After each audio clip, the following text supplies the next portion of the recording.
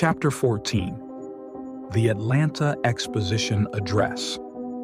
The Atlanta Exposition, at which I had been asked to make an address as a representative of the Negro race, as stated in the last chapter, was opened with a short address from Governor Bullock. After other interesting exercises, including an invocation from Bishop Nelson of Georgia, a dedicatory ode by Albert Howell Jr., and addresses by the president of the exposition and Mrs. Joseph Thompson, the president of the Woman's Board, Governor Bullock introduced me with the words, "We have with us today a representative of Negro enterprise and Negro civilization." When I arose to speak, there was considerable cheering, especially from the colored people. As I remember it now, the thing that was uppermost in my mind was the desire to say something that would cement the friendship of the races and bring about hearty cooperation between them. So far as my outward surrounding were concerned, the only thing that I recall distinctly now is that when I got up, I saw thousands of eyes looking intently into my face. The following is the address which I delivered. Mr. President and gentlemen of the Board of Directors and citizens, 1/3 of the population of the South is of the Negro race. No enterprise seeking the material, civil, or moral welfare of this section can disregard this element of our population and reach the highest success. I but convey to you, Mr. President and Directors, the sentiment of the masses of my race when I say that in no way have the value and manhood of the American Negro been more fittingly and generously recognized than by the managers of this magnificent exposition at every stage of its progress. It is a recognition that will do more to cement the friendship of the two races than any occurrence since the dawn of our freedom. Not only this, but the opportunity here afforded will awaken among us a new era of industrial progress. Ignorant and inexperienced, it is not strange that in the first years of our new life, we began at the top instead of at the bottom, that a seat in Congress or the state legislature was more sought than real estate or industrial skill, that the political convention or stump speaking had more attractions than starting a dairy farm or a truck garden. A ship lost at sea for many days suddenly sighted a friendly vessel. From the mast of the unfortunate vessel was seen a signal, "Water, water, we die of thirst." The answer from the friendly vessel at once came back, "Cast down your bucket where you are." A second time the signal, "Water, water, send us water," ran up from the distressed vessel and was answered, "Cast down your bucket where you are." And a third and fourth signal for water was answered, "Cast down your bucket where you are." The captain of the distressed vessel, at last, heeding the injunction, cast down his bucket, and it came up full of fresh, sparkling water from the mouth of the Amazon River.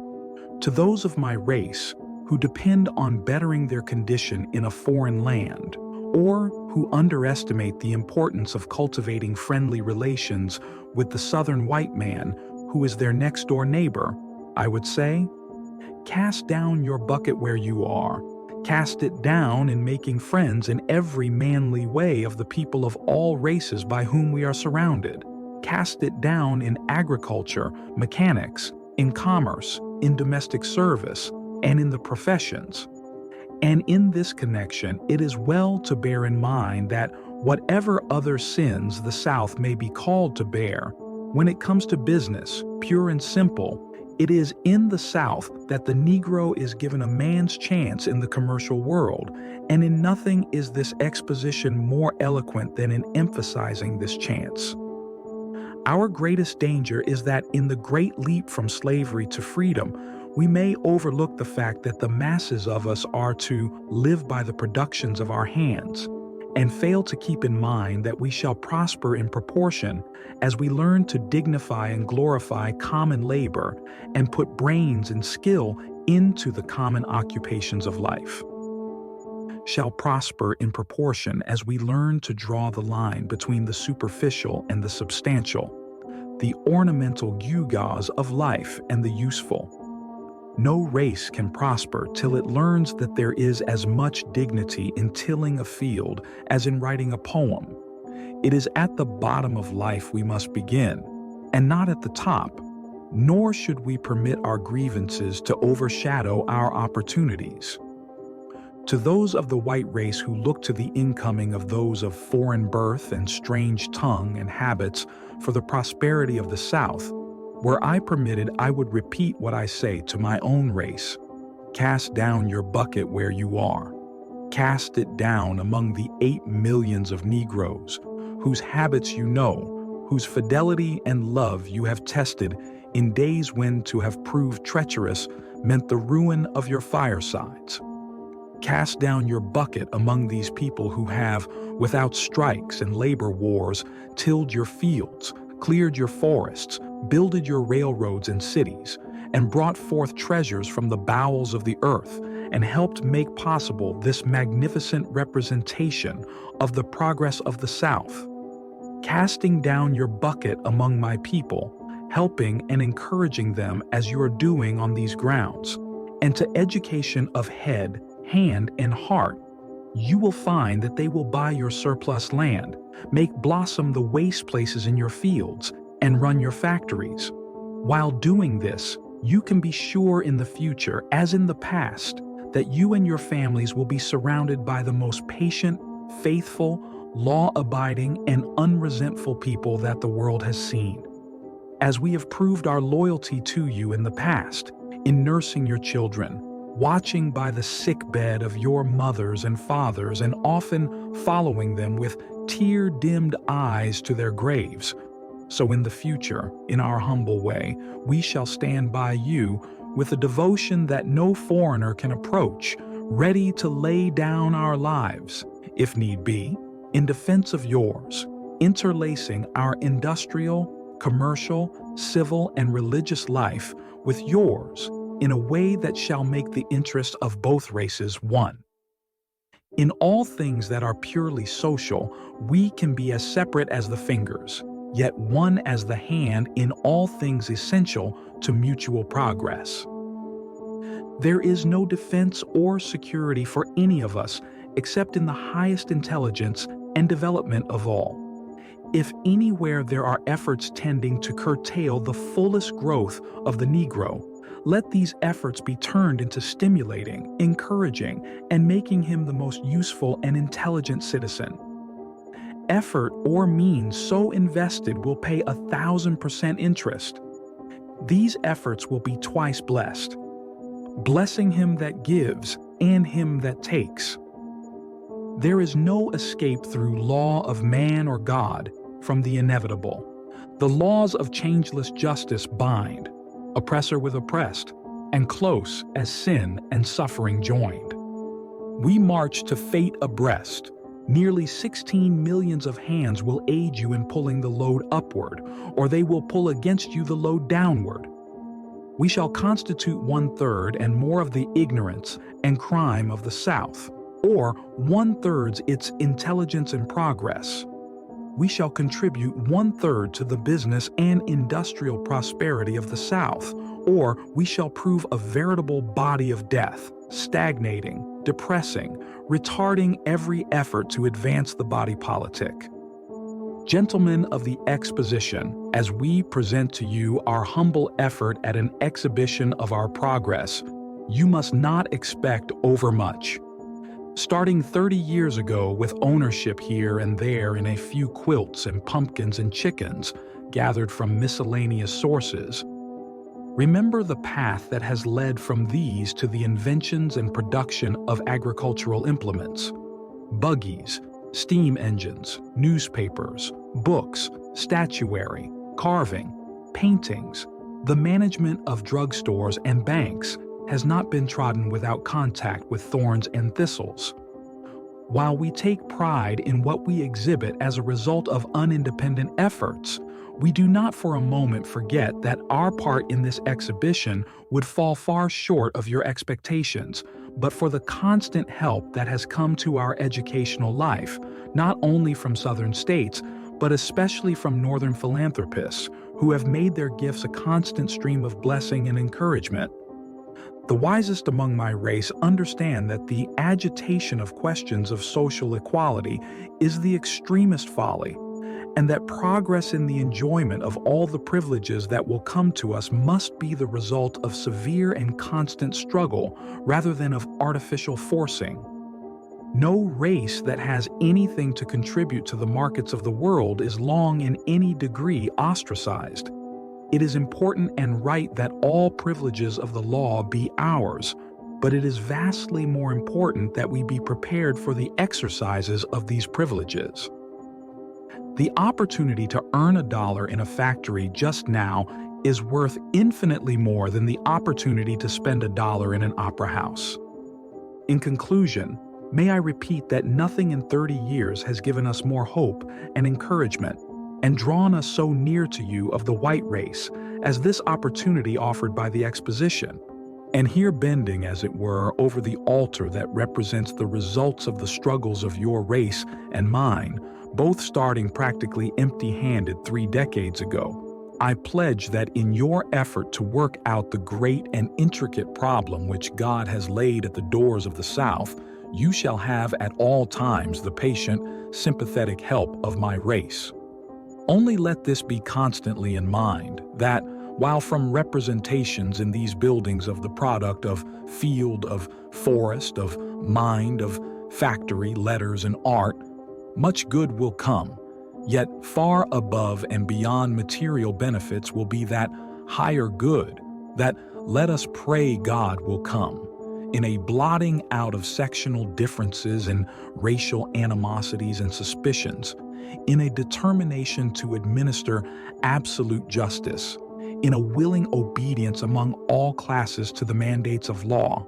This, coupled with our material prosperity, will bring into our beloved South a new heaven and a new earth.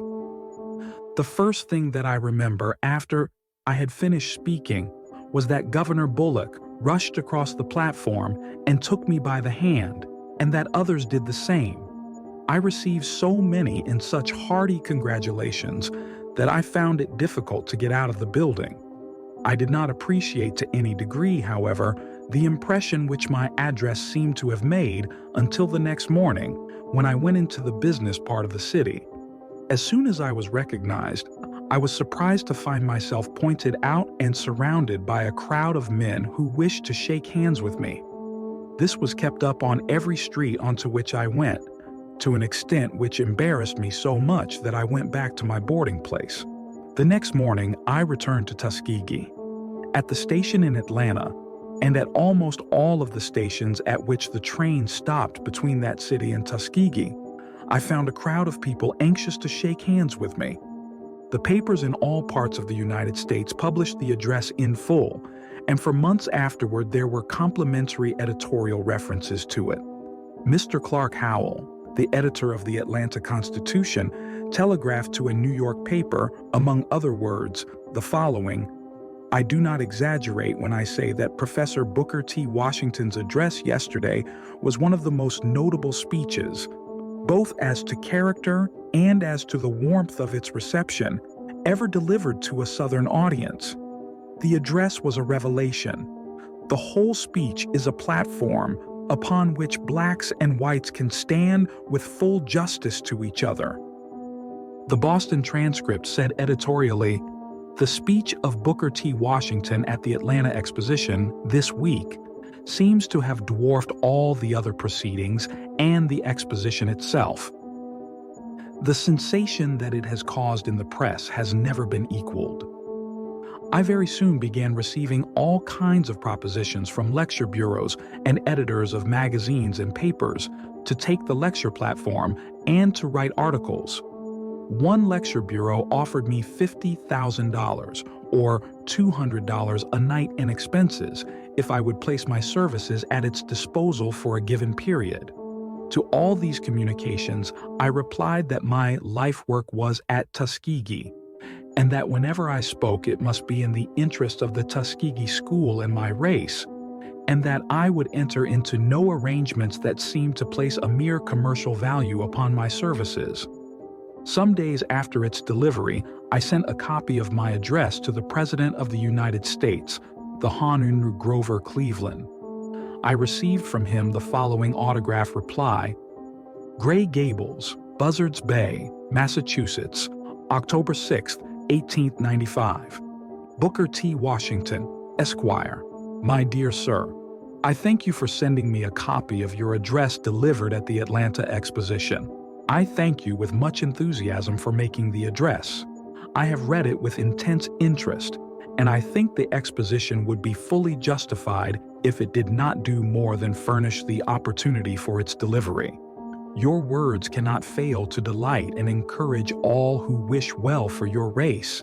And if our colored fellow citizens do not from your utterances gather new hope and form new determinations to gain every valuable advantage offered them by their citizenship, it will be strange indeed. Yours very truly, Grover Cleveland. Late I met Mr. Cleveland for the first time when, as president, he visited the Atlanta Exposition. At the request of myself and others, he consented to spend an hour in the Negro Building for the purpose of inspecting the Negro exhibit and of giving the colored people in attendance an opportunity to shake hands with him. As soon as I met Mr. Cleveland, I became impressed with his simplicity, greatness, and rugged honesty. I have met him many times since then, both as public functions and at his private residence in Princeton, and the more I see of him, the more I admire him. When he visited the Negro Building in Atlanta, he seemed to give himself up wholly for that hour to the colored people. He seemed to be as careful to shake hands with some old colored auntie clad partially in rags, and to take as much pleasure in doing so as if he were greeting some millionaire. Many of the colored people took advantage of the occasion to get him to write his name in a book or on a slip of paper. He was as careful and patient in doing this as if he were putting his signature to some great state document. Mr. Cleveland has not only shown his friendship for me in many personal ways, but has always consented to do anything I have asked of him for our school. This he has done, whether it was to make a personal donation or to use his influence in securing the donations of others. Judging from my personal acquaintance with Mr. Cleveland, I do not believe that he is conscious of possessing any color prejudice. He is too great for that. In my contact with people, I find that, as a rule, it is only the little, narrow people who live for themselves, who never read good books, who do not travel, who never open up their souls in a way to permit them to come into contact with other souls, with the great outside world. No man whose vision is bounded by color can come into contact with what is highest and best in the world. In meeting men in many places, I have found that the happiest people are those who do the most for others. The most miserable are those do the least. I have also found that few things, if any, are capable of making one so blind and narrow as race prejudice. I often say to our students, in the course of my talks to them on Sunday evenings in the chapel, that the longer I live and the more experience I have of the world, the more I am convinced that, after all, the one thing that is most worth living for, and dying for, if need be, is the opportunity of making someone else more happy and more useful. The colored people and the colored newspapers at first seemed to be greatly pleased with the character of my Atlanta address, as well as with its reception, but after the first burst of enthusiasm began to die away, and the colored people began reading the speech in cold type, some of them seemed to feel that they had been hypnotized. They seemed to feel that I had been too liberal in my remarks toward the Southern whites, and that I had not spoken out strongly enough for what they termed the rights of the race. For a while there was a reaction, so far as a certain element of my own race was concerned, but later these reactionary ones seemed to have been won over to my way of believing and acting.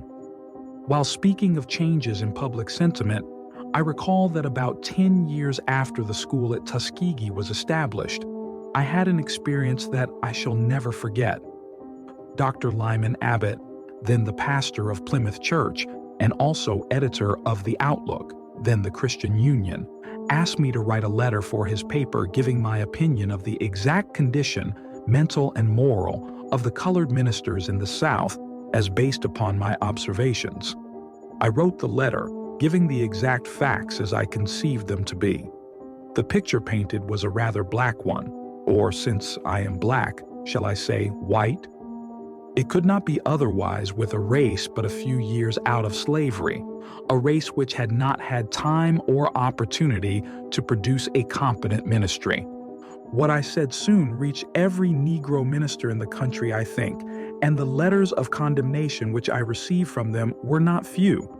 I think that for a year after the publication of this article, every association and every conference or religious body of any kind of my race that met did not fail before adjourning to pass a resolution condemning me or calling upon me to retract or modify what I had said. Many of these organizations went so far in their resolutions as to advise parents to cease sending their children to Tuskegee. One association even appointed a missionary whose duty it was to warn the people against sending their children to Tuskegee. This missionary had a son in the school, and I noticed that whatever the missionary might have said or done with regard to others, he was careful not to take his son away from the institution. Many of the colored papers, especially those that were the organs of religious bodies, joined in the general chorus of condemnation or demands for retraction. During the whole time of the excitement and through all the criticism, I did not utter a word of explanation or retraction. I knew that I was right, and that time and the sober second thought of the people would vindicate me. It was not long before the bishops and other church leaders began to make a careful investigation of the conditions of the ministry, and they found out that I was right. In fact, the oldest and most influential bishop in one branch of the Methodist Church said that my words were far too mild. Very soon, public sentiment began making itself felt in demanding a purifying of the ministry. While this is not yet complete by any means, I think I may say, without egotism, and I have been told by many of our most influential ministers that my words had much to do with starting a demand for the placing of a higher type of men in the pulpit. I've had the satisfaction of having many who once condemned me thank me heartily for my frank words. The change of the attitude of the Negro ministry, so far as regards myself, is so complete that at the present time I have no warmer friends among any class than I have among the clergymen. The improvement in the character and life of the Negro ministers is one of the most gratifying evidences of the progress of the race. My experience with them, as well as other events in my life, convince me that the thing to do, when one feels sure that he has said or done the right thing and is condemned, is to stand still and keep quiet. If he is right, time will show it. In the midst of the discussion which was going on concerning my Atlanta speech, I received the letter which I give below. From Dr. Gilman, the president of Johns Hopkins University, who had been made chairman of the Judges of Award in connection with the Atlanta Exposition. Yes. Johns Hopkins University, Baltimore, President's Office, September 30th, 1895. Dear Mr. Washington, would it be agreeable to you to be one of the Judges of Award in the Department of Education at Atlanta? If so, I shall be glad to place your name upon the list. A line by telegraph will be welcomed. Yours very truly, D.C. Gilman.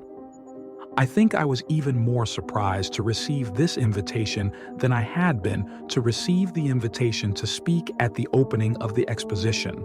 It was to be a part of my duty as one of the jurors to pass not only upon the exhibits of the colored schools, but also upon those of the white schools. I accepted the position and spent a month in Atlanta in performance of the duties which it entailed. The board of jurors was a large one, consisting in all of 60 members. It was about equally divided between Southern white people and northern white people. Among them were college presidents, leading scientists and men of letters, and specialists in many subjects.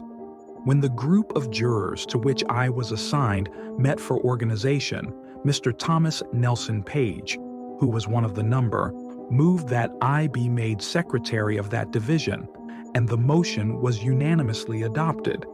Nearly half of our division were Southern people. In performing my duties in the inspection of the exhibits of white schools, I was in every case treated with respect, and at the close of our labors I parted from my associates with regret. I am often asked to express myself more freely than I do upon the political condition and the political future of my race. These recollections of my experience in Atlanta give me the opportunity to do so briefly. My own belief is, although I have never before said so in so many words, that the time will come when the Negro in the South will be accorded all the political rights which his ability, character, and material possessions entitle him to. I think, though, that the opportunity to freely exercise such political rights will not come in any large degree through outside or artificial forcing, but will be accorded to the Negro by the Southern white people themselves, and that they will protect him in the exercise of those rights.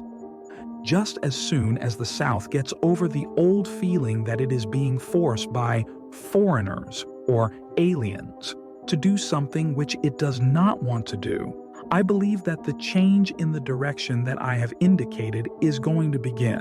In fact, there are indications that it is already beginning in a slight degree. Let me illustrate my meaning. Suppose that some months before the opening of the Atlanta Exposition, there had been a general demand from the press and public platform outside the South that a Negro be given a place on the opening program and that a Negro be placed upon the board of jurors of award. Would any such recognition of the race have taken place? I do not think so. The Atlanta officials went as far as they did because they felt it to be a pleasure as well as a duty to reward what they considered merit in the Negro race. Say what we will, there is something in human nature which we cannot blot out, which makes one man, in the end, recognize and reward merit in another, regardless of color or race. I believe it is the duty of the Negro, as the greater part of the race is already doing, to deport himself modestly in regard to political claims, depending upon the slow but sure influences that proceed from the possession of property, intelligence, and high character for the full recognition of his political rights. I think that the according of the full exercise of political rights is going to be a matter of natural, slow growth, not an overnight, gourd vine affair. I do not believe that the Negro should cease voting, for a man cannot learn the exercise of self-government by ceasing to vote, any more than a boy can learn to swim by keeping out of the water. But I do believe that in his voting he should more and more be influenced by those of intelligence and character who are his next-door neighbors. I know colored men who, through the encouragement, help, and advice of Southern white people, have accumulated thousands of dollars worth of property, but who, at the same time, would never think of going to those same persons for advice concerning the casting of their ballots. This, it seems to be me, is unwise and unreasonable, and should cease. In saying this, I do not mean that the Negro should truckle or not vote from principle. For the instant he ceases to vote from principle, he loses the confidence and respect of the Southern white man even.